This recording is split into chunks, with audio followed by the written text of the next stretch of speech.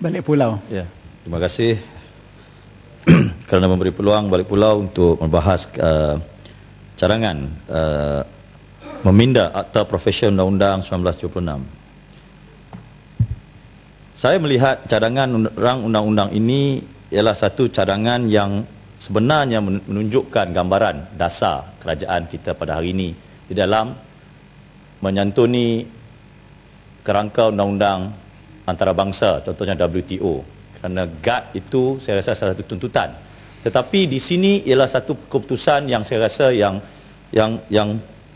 amat penting, kerana ia tidak akan memberi ruang kepada kita untuk menoleh ke belakang dengan izin. It is irreversible.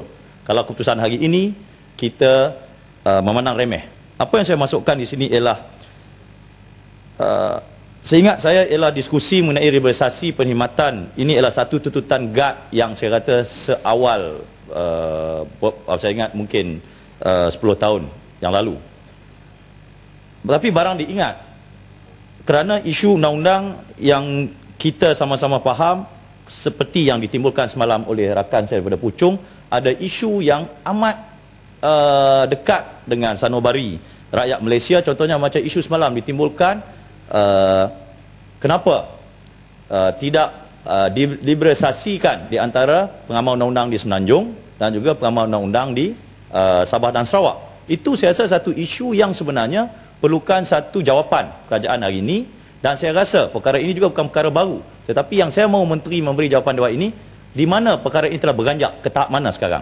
Adakah masih lagi diskusinya isu sovereignty, isu kedaulatan, ataukah isunya masih lagi isu pengurusan, ataupun adakah isunya masih lagi isu yang sebenarnya isu keadilan, iaitu rasio penduduk Malaysia sekian-sekian banyak, keperluan peguam untuk menangani permasalahan rakyat, rasionya sepatutnya sebegini, ataupun yang lebih penting ialah di sini ialah isu yang diandaikan isu kepakaran. Kepakaran saya rasa mudah untuk kita bahaskan di sini kerana seperti yang dikatakan ini secara khusus isu perbankan Islam.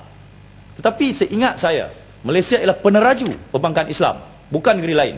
Seingat saya, Islamic Debt Security, sukuk dan sebagainya, kita peneraju. Tetapi di sini kenapa diandaikan, kalau boleh sebut beberapa nama firma agama yang lain, King and Spalding, D.L. Piper dan sebagainya, untuk datang ke sini, yang boleh saya andaikan sekiranya fakta itu betul, kononnya mempunyai kepakaran yang lebih daripada pengamal undang-undang kita di sini. Seingat saya di sini, banyak produk-produk perbankan Islam dicipta oleh pengamal undang-undang kita di sini. Tapi kemungkinan di atas dasar rejim WTO itu yang membuatkan kita seolah-olah kurang kekuatan untuk mengatakan kita boleh berdiri sama tinggi dengan firma guaman-guaman yang besar. Kerana saya katakan di sini, saya yakin, dan saya yakin perkara ini saya fakta, kemungkinan apabila mereka ke sini, mereka mungkin memerlukan kepakaran kita juga. Contohnya mungkin pengamal undang-undang daripada firma guaman kita yang di sini. Tetapi di sini, apa yang diminta, satu perkara saya rasa perlu dipertimbangkan oleh Mak Menteri, iaitu Seksyen 40G 8. Secara khusus Mak Menteri, kerana ini dikatakan satu bagi saya bersifat diskriminasi di sini. Seorang peguam Malaysia yang diguna khidmat di dalam suatu firma guaman asing berkelayakan hilang kelayakan daripada mendapat sijil amalan di bahagian 3. So, bagi saya kenapa dia boleh hilang kelayakan? Apa salahnya kalau dia seorang rakyat Malaysia, dia sama kepakarannya, kompeten, boleh berkhidmat di mahkamah di firma guaman asing atas apa segala namanya, joint venture, offshore, law firm dan sebagainya. Tetapi kenapa dia perlu hilang kelayakan? Hilang kelayakan daripada mendapat sijil amalan di bawah bahagian 3. Saya perlukan jawapan Menteri saya khusus. Dan yang tadi saya timbulkan, saya rasa sukar untuk kerajaan mempertahankan isu pertama saya katakan tadi, apabila dia menggamit firma guaman luar untuk datang. Kerana WTO itu antara perkara pokoknya ialah compromise your sovereignty at all, not at all aspect, tetapi dalam banyak aspek. Kerana isu protectionism kepada ruang urusan muamalat dalaman itu telah diangkat. Contohnya Mak Menteri, dalam WTO juga ada trade related intellectual property rights, yang mana warga-warga luar memohon dengan izin national treatment, memohon apa sahaja yang mereka dapat di negara mereka itu perlu mendapat layanan yang sama di sini. Dan di sini saya mengandaikan apabila kita membuka pasaran kepada firma guaman asing, dan saya tidak mengatakan saya tidak bersetuju, tetapi saya mahu menteri memberi jawapan di sini bahawa adakah kita berada di satu tahap yang mana perkara itu perlu sehinggakan suatu akta sebegini nak diluluskan di Dewan. Jawab Menteri.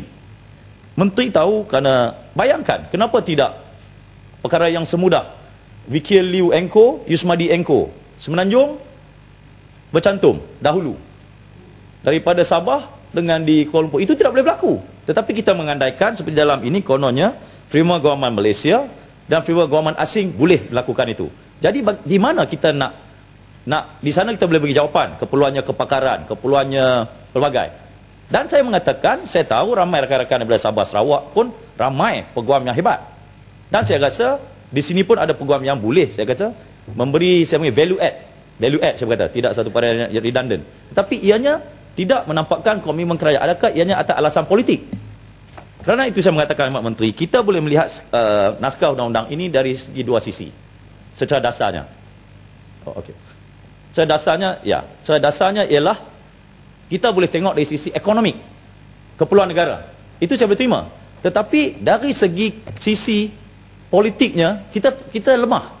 Kita tak ada kekuatan. Maksudnya segi politik itulah kita tidak boleh mengatakan sebuah negara yang 28 juta rakyatnya lebih kurang, pengamal undang-undang dianggar lebih kurang 14 ke 15 ribu, tidak boleh bersatu untuk memastikan khidmat guaman undang Malaysia ini sama hebat. Dan malah kita di hari ini saya mengatakan tahniah kepada beberapa firma guaman Malaysia hari ini yang juga membuka firma guamannya di Singapura ada. Kebetulan baru ini saya ditempat kawan lama di firma guaman lama yang mau membuka firma guaman di Cambodia dan buka firma guaman di Indonesia. Jadi saya rasa kepakaran itu ada. Dan yang ingin saya tekankan di sini, Menteri, ialah kepakaran perbankan Islam. Dan ada rakan-rakan saya di Malaysia ini yang graduan universiti tempatan tetapi kerja dengan Northern Rose di UK untuk perbankan Islam. Terutama sekali yang saya katakan di sini, kita akan hilang keyakinan kita apabila kita belum apa-apa lagi telah mengatakan mereka itu lebih hebat daripada kita dan kita perlu membuka. Saya rasa satu model yang perlu dipertimbangkan Mak Menteri dengan caveat, maksudnya di Indonesia firma guaman asing ada, tetapi kemasukannya dalam kerangka berbeza, bukan seperti di Singapura. Dimasuk contohnya kalau saya boleh sebut Baker & McKenzie, dipakai hanyalah B&M Consultant, tetapi mesti berurusan dengan firma guaman tempatan. Tetapi di sini Mak Menteri pun tahu firma guaman yang saya sebutkan nama salah satunya itu ada juga di Malaysia, tetapi datang secara backdoor. Kita tahu untuk urusan-urusan tertentu dengan contohnya power project, contohnya telco, kita juga menggunakan firma guaman yang kebanyakan berpengkalan di Singapura. Soalan saya kepada Mak Menteri, adakah keputusan ini akan menguntungkan pengamal undang Malaysia, yang mana yang akan kita nampak selepas membenarkan mereka datang ke sini, mereka akan memberi peluang pekerjaan, mereka akan membawa mungkin dari segi cukai dan sebagainya kepada negara. Kalau itu alasannya, saya mahu Menteri menjelaskan kepada saya berapa andaian keuntungan dari segi ekonomi kepada Malaysia. Contohnya apa yang dikatakan transaksi perbankan Islam yang rakan-rakan peguam Malaysia tak boleh uruskan. Yang saya tahu sekarang ni yang menjadi ketua kepada HSBC Islamic, ketua ABN AMRO, kebetulan baru ni di Doha, ketua perbankan Islam Maybank dan sebagainya, semua anak-anak Malaysia. Dan kebanyakan mereka ni ada yang graduan Universiti Islam. Ya betul, first degree Universiti Islam, kemudian ke Harvard. Dan bagi saya sebenarnya, inilah sebenarnya satu kekuatan yang saya jangkakan dengan sokongan kerajaan. Apabila contohnya Perdana Menteri ke Amerika, kita mungkin ada MOU membuka firma guaman Malaysia di Washington, di New York, anak Malaysia di situ. Bukannya digambarkan di sini mereka datang ambil kita dan kita pula bekerja dengan nama mereka dan nama mereka yang naik. Persoalan saya di sini Mak Menteri, satu pengalaman sebelum akta ini ialah saya ingat saya tahun 98, satu firma guaman Malaysia secara gairah berurusan dengan satu firma audit firm, yang kebetulan audit firm itu juga audit firm yang menggunakan strategi baru, menggunakan tax departmentnya itu untuk merekrut banyak firma guaman. Saya boleh sebut firma guaman itu ialah firma guaman terbesar di Malaysia sekarang ini. Ketika itu sebahagian daripada Anderson Legal Network. Saya kebetulan di situ. Tetapi persoalan di situ ada perkara yang berlaku di luar akan menghantui kita. Berlakunya Enron.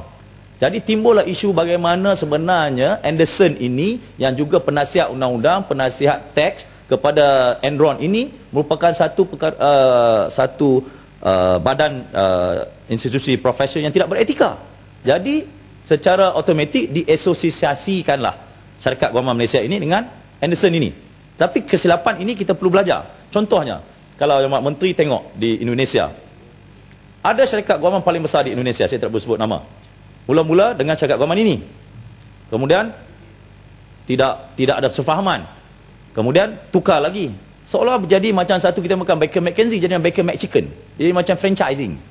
Jadi saya rasa urusan pentadbiran hak ehwal undang-undang ini, saya rasa bukan urusan seperti franchise dan sebagainya. Dia lebih pada itu. Yang ini saya cadangkan kepada Mak Menteri di dalam saya mempunyai orang kata apa, kerisauan terhadap undang-undang ini ialah, Mak Menteri, amalan guaman undang-undang sekarang ini bergerak kepada satu tahap yang berbeza. Saya bagi contoh, buat pertama kali dalam sejarah, seingat saya, ataupun satu contoh, DLA Piper, suatu firma guaman antara paling besar di dunia, bukan saja melakukan kerja guaman, tetapi melakukan kerja-kerja dengan izin, development work, kerja-kerja pembangunan. Dia juga mencuba menyelesaikan permasalahan di Myanmar, sehingga mendapatkan dana daripada United Nations. Dan yang ingin saya tekan kepada Mak Menteri di sini, saya mahu kalau boleh, firma guaman yang besar-besar ini datang ke Malaysia bukan datang untuk mengambil kerja-kerja komersial sahaja. Di mana tanggungjawab sosial mereka? Saya tahu ketika berlakunya tsunami di Aceh, banyak firma guaman datang ke sana melakukan kerja-kerja pembangunan. Dan di dalam kerangka perundangan di luar, firma guaman ini juga dituntut untuk melakukan kerja-kerja legal aid contohnya, kerja-kerja pro bono. Tetapi Mak Menteri, firma guaman besar dari Amerika dan sebagainya ini, di England, bila datang ke Malaysia, dia bawa yang commercial outfit saja. Yang pro bononya tak bawa. Saya mau kerajaan menekankan kepada firma guaman ini, menangkan kamu ialah satu syarikat yang besar, seperti multinational company, apabila datang ke Malaysia, bukan saja mau mengambil kerja-kerja, kita panggil big fat legal fees, tetapi mesti juga melakukan kerja-kerja sosial. Contohnya kerajaan menubuhkan Yayasan Biro Bantang Guaman Foundation, Legal Aid Foundation. Mereka tidak boleh mengamalkan secara langsung, tapi saya mahu dana mereka itu masuk bantu kerajaan untuk menjayakan agenda-agenda bantuan guaman seperti yang ditubuhkan itu ditiakan oleh Panarengas. Jadi di sini ketika mana amalan guaman bergerak kepada satu tahap yang lebih holistik, kita masih lagi melihat bahawa amalan guaman perlu dibuka ke Malaysia hanya melalui sisi ekonomi, keuntungan ekonomi. Saya rasa itu tidak boleh, kerana Yang Mak Menteri tahu this is about justice business. Ini bukan just another business. Maksudnya, kalau seperti yang dibahaskan oleh rakam bijaksana saya semalam, dua kurang, kenapa peguam-peguam hak asasi manusia datang ke sini tidak dialu-alukan, tetapi yang dialu-alukan peguam-peguam komersial? Bagi saya, undang-undang itu seiringan. Ada yang non-commercial isunya, hak asasinya, civil liberty-nya penting. Kerana bagi saya, suatu ketika negara ini mendapat peluang diwakili oleh peguam-peguam daripada UK, Queen Council. Contohnya di dalam kes Stephen Kaluningkan, Dinglefoot dan sebagainya, Michael Beloff datang ke sini. Tapi maksud saya ketika itu kita perlu belajar dengan mereka sehingga kan sekarang kita punya peguam ternama dan kita boleh berdiri sendiri untuk kes-kes dalaman kita. Tetapi yang ingin saya tekankan di sini, di dalam membenarkan syarikat guaman ini datang, kerajaan perlu memberi satu dasar yang jelas, bukan saja mengenai seperti yang dituntut oleh Rembau, iaitu hanya contohnya kes kalau di Singapura pada awalnya dikatakan offshore matters, ataupun dikatakan di sini hanyalah Islamic finance, hanyalah telco. Saya tidak mahu begitu. Saya mahu kerajaan kalau boleh mencadangkan bahawa firma guaman besar ini apabila datang ke sini, di mana, berapa ramai peguam Malaysia yang nak diambil, transfer teknologinya di mana. Kerana di Singapura telah berlaku adjustment. Apabila dibenarkan syarikat guaman ini datang, tidak berlakunya apa yang dipanggil sebagai transfer teknologi itu, sehingga kan dibentuk satu lagi kerangka undang-undang yang mana dituntut bahawa mesti berlakunya transfer teknologi itu.